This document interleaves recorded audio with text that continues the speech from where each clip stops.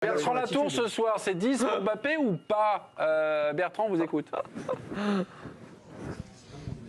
Je suis un peu plus généreux que les gens en plateau, donc oui, pourquoi pas, ça me choquerait pas, en tout cas parce que on peut mettre 5 buts contre une équipe amateur et en avoir raté 7 et lui reprocher des occasions manquées. Et là, j'en ai pas vraiment en tête où il s'est raté, donc bon, 5 buts, c'est la première fois qu'un joueur du Paris Saint-Germain inscrit un quintuplé en compétition officielle. Bon, le club n'a pas 100 ans d'histoire, mais n'est pas né hier non plus, donc c'est la preuve que c'est quand même toujours un petit peu difficile à réaliser quand même d'en mettre autant, en ayant un ratio, parfois ce qui peut lui être reproché, mais là c'est pas le cas, entre occasion et tir converti très important, donc ouais, moi s'il l'avait dit, ça me choquerait pas du tout.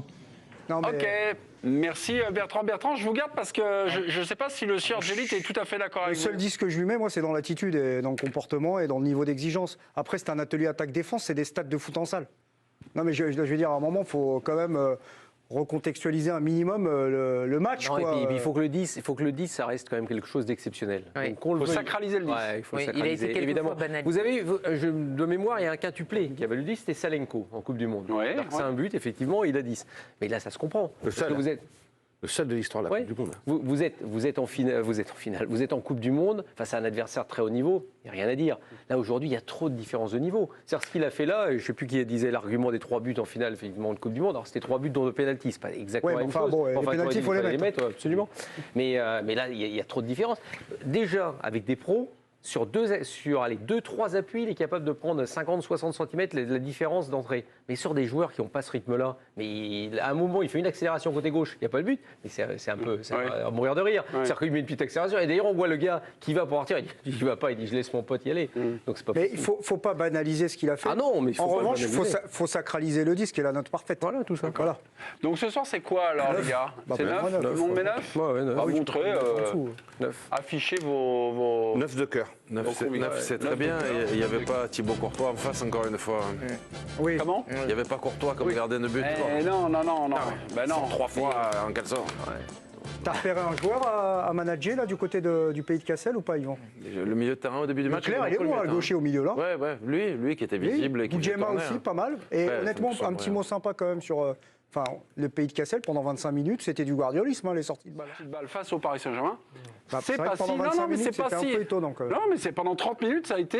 Ils ont essayé de repartir de là, et ce sont des joueurs amateurs. Le pressing contre le Bayern Munich devrait être plus agressif que celui-là. Là, c'est plus du positionnement que du vrai pressing.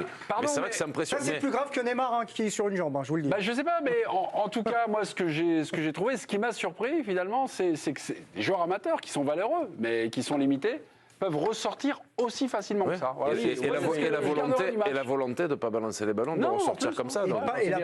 Et aucune appréhension, parce que là, il faut être juste techniquement. Je veux dire, tu perds le ballon dans cette zone-là, face à des gars comme ça, c'est terminé. Et ils y sont allés quand même. Donc ça, il faut le féliciter. Mais pardon, vous me félicitez, mais moi, je m'interroge. J'ai envie de féliciter Cassel. Le PSG ne pressait pas. Non, mais parce que... Le PSG ne pressait pas. Non, alors bien sûr, on peut se dire effectivement, s'ils font ça contre le Bayern, mais ils le font pas. Ce ne seront pas les mêmes joueurs, pas du tout le même état d'esprit, l'intensité, mais il y a 100 km. Là, ce qu'ils font, c'est qu'ils prennent la balle et puis après, une fois que les autres l'ont. D'ailleurs, quand ils font leur pressing, ils sont déjà très très éloignés des joueurs. Donc le temps de venir, que vous soyez du PSG ou pas du PSG, ça ne change rien. C'est-à-dire qu'ils ont quand même le temps de se démarquer, parce que ça reste des joueurs de football quand même. Adrien, vous avez quelques stats maintenant sur Mbappé. On revient, l'émission est pardonnez-moi un peu décousue, mais c'est le débrief. Des éléments nous viennent comme ça et on essaie de rebondir sur les commentaires de nos chroniqueurs adorés. Adrien, vous avez bossé un peu sur les stats empilées de Mbappé, évidemment. Là, vous avez la tête, il est très impressionnant. Ça se voit, mais c'était un match record pour Mbappé. D'abord, premier, on l'a dit, premier Parisien à inscrire un quintuplé. Il faut savoir que désormais, il est co-meilleur buteur de la Coupe de France avec 29 buts. Il égalise Jean-Pierre Papin. C'est le 1500e but de l'ère QSI pour le Paris Saint-Germain. Et puis, dernière petite stat, avec 196 buts, il n'est plus qu'à 4 buts du record d'Edinson Cavani, meilleur buteur de l'histoire du Paris Saint-Germain. Ok, voilà. Bon. Un truc de fou. Un truc de fou. Ça situe. Ah, tiens, Mbappé, également, ce qui est tiré, celui qui nous appelle, c'est Bertrand. Vous voulez insister sur le brassard de Kylian Mbappé. Vous l'avez trouvé comment, vous avez la chance de le voir au stade. Il a rameuté ses copains. L'attitude d'Mbappé ce soir Non, rien de très significatif de ce point de vue-là. Il était d'ailleurs très bon camarade avec ses adversaires. Vraiment une très très bonne attitude. Il a donné son maillot à la mi-temps, à la fin du match. Enfin, là-dessus, rien à dire. Ce qui m'intéresse, c'est plutôt ce qu'a dit Christophe Galtier en conférence de presse, puisqu'il nous a annoncé que Mbappé était le vice-capitaine du Paris Saint-Germain. C'est nouveau. Il a dit que c'était une décision qui avait été prise cet été. Ça semble se heurter à ce qui a déjà eu lieu avec le Paris Saint-Germain, puisque j'ai regardé un des derniers matchs que n'a pas joué Marquinhos. C'était face à OCR et c'était Verratti qui était le capitaine, et Mbappé était sur la pelouse, il n'avait pas le brassard, donc peut-être que ce soir Marco Verratti et Presnel Kimpembe ont été contents d'apprendre qu'ils ne sont plus vice-capitaines du Paris Saint-Germain. Ça, pour le coup, je trouve que c'est un enseignement de cette rencontre. Tes commentaires, Karine, par rapport à ça? Oui, non, parce que j'avais vu effectivement que Merci, Bertrand. Galtier avait annoncé ça en conférence de presse. Il y a un couac là, parce que il l'a très bien expliqué, Bertrand. Plusieurs fois dans la saison, Marquinhos n'a pas été là, et c'était soit Kimpembe, soit Verratti qui avait le brassard, en présence de Kylian Mbappé. Donc, si c'est une décision qui a été actée depuis finalement donc la prolongation de Kylian Mbappé, pourquoi elle est mise en place le 23 janvier? Ou alors, est-ce qu'il n'a pas pensé aux joueurs qui étaient absents pour blessure? J'en sais rien, hein, j'essaye de comprendre, parce que c'est vrai que c'est absurde. En tout cas, dans la formulation de Christophe Galtier, Oui, il a dit on a décidé en début de saison que Kylian Mbappé était capitaine lorsque Marquinhos était absent. Ok. Donc il a dû l'oublier pour quand même certains matchs. Kimpembe et Verratti, c'est quand même deux joueurs. C'est très étonnant. Donc Verratti, Kimpembe doivent être prévenus. La crise couvre au PSG. Non, Après, cette victoire. Ah non, mais c'est drôle. Non, mais c'est vrai que c'est drôle. Non, mais Donc c'est vrai on que reposera la on question. discute avec mes petits camarades, on peut se rendre compte que ce match était complètement anecdotique et sans intérêt. Enfin, vous n'avez pas donné tous ces éléments. Oui, on Bernard. les avait pas. Vous On avez les avait donné pas. d'autres éléments. On les avait pas. Une déclaration de Kylian Mbappé au micro de Beansport. On est venu pour se qualifier, on est venu pour respecter cette équipe. Respecter cette équipe, ça veut dire jouer à notre niveau. On est content, c'est une grande opportunité pour eux et pour nous, parce qu'on vient aussi du foot amateur. Sympa. Ok, les notes de l'équipe du soir. Quel joueur voulez-vous qu'on note Mbappé, Kylian Mbappé. Tiens, Ah oui, lui, alors lui, c'est vrai. Ekitike, c'est 2 grave, là. sur 10, rien à faire, apparaît, costume trop grand sur ce match, il doit se démarquer. Ouais, là, Ekitike, c'était 2 énorme, sur par 10, c'est très mauvais. contre. Non, je mets 3, moi. On note 3, c'est mauvais, ouais, Ekitike. 3, vous avez dit mauvais, tout le monde dit mauvais, mais en tout cas, vous me faites une sacrée... 2, c'est un peu ridicule, donc le 3, c'est Mauvais. C'est mauvais, voilà, on va rester là-dessus. Mais il est décevant, quoi. C'est vrai qu'il est décevant et que, vu l'investissement fait par le Paris Saint-Germain, parce que c'est une option d'achat obligatoire à 35 millions d'euros, ben, ça reste encore une fois virtuel cet investissement avec les problèmes de fair play financier. Quand tu sais qu'il y avait un joueur comme Kolo Muani, libre de contrat, qui avait marqué plus de buts que lui la saison passée, et que PSG n'est pas du tout allé sur Kolo Muani, et cet investissement incroyable sur Ekitike. Et qui est quand même davantage fini comme footballeur. Bien sûr. Kolo Muani. Plus prêt à jouer par rapport à Ekitike qui sort d'une saison. Kolo Muani, il y avait 2 saisons de Ligue 1 non plus, il n'y en avait Non, mais pas ce qui- 4 non plus. Quoi. Ce qui est inquiétant, c'est que même si quand tu n'es pas invité dans le jeu, ce qui peut arriver, et ce qui arrive souvent pour le Paris Saint-Germain dans cette position, c'est que sur un match comme ça, là, c'est même pas de la CFA, hein, c'est en dessous, tu n'arrives pas à gratter un but. Et ça, non, mais moi j'aime bien le joueur, j'aime bien le profil, je suis sûr qu'on peut le développer, etc. Et tout le monde se gave sauf lui. Et c'est le premier qui est face au but, dans une équipe dominante. Donc c'est inquiétant. Ok. C'est inquiétant. Bertrand, le match d'Ekitike ce soir, donc c'est 3, c'est le constat des chroniqueurs de l'équipe du soir. Est-ce que vous lui avez trouvé peut-être des choses qui faisaient, on va dire, hors caméra, hors réalisation ce soir, Bertrand? Non. Non, je l'ai pas trouvé bon du tout.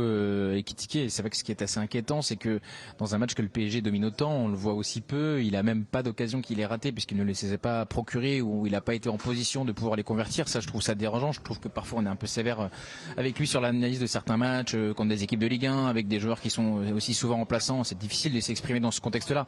Là, je lui trouve moins d'excuses et il n'a pas été bon. Pour ce qui est de l'analyse globale sur sa venue au Paris Saint-Germain, on peut pas tout reprocher au club de la capitale. C'est-à-dire qu'on peut pas reprocher de prendre des joueurs étrangers dont on sait qu'ils ont un plafond de verre, leur reprocher aussi de prendre des jeunes Français, certes chers, mais maintenant dès que vous marquez 10 buts en Ligue 1, vous cotez 25 millions d'euros et au bout de 6 mois de dire ils n'ont pas le niveau.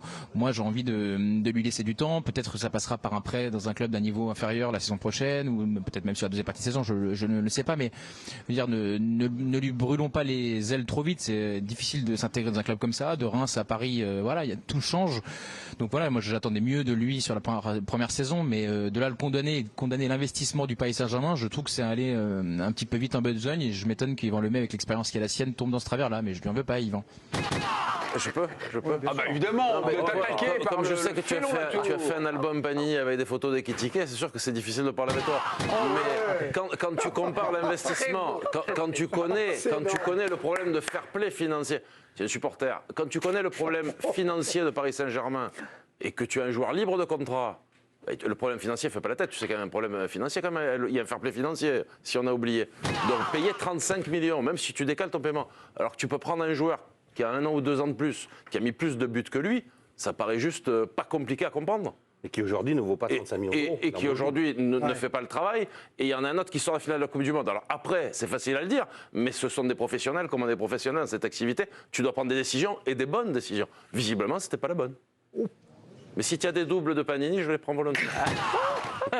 À vous, Bertrand. Non, mais en tout cas, moi, il y a une chose dont je suis certain, c'est que je suis ni le supporter ni l'agent du joueur, donc j'ai une totale liberté à parler de ce joueur-là. Donc j'ai pas moi pour ma part, quand je parle de joueurs à la télévision, d'action auprès d'eux, donc il n'y a aucun souci là-dessus. Je dis simplement qu'on fera peut-être le point au bout d'1 an et demi ou de 2 ans. Là, ça me paraît très anticipé. Et Kolo Muani, qui est un joueur que j'adore. Si toi tu es certain, absolument certain, qu'il aurait réussi au Paris Saint-Germain, c'est bien pour toi. Moi, je suis pas sûr qu'il aurait nécessairement réussi. Et d'ailleurs, lui-même a considéré qu'en allant à Francfort, c'était une étape intermédiaire avant d'aller dans un plus grand club encore. Donc voilà, moi je trouve que le PSG, à qui on a reproché pendant des années de jamais prendre de joueurs sur le marché français, prend un joueur de 20 ans et on le démonte au bout de 6 mois, ça me paraît juste prématuré. Mais encore une fois, peut-être que c'est une pipe et que je dirais dans quelques années, ils ont volatilisé 36 millions d'euros.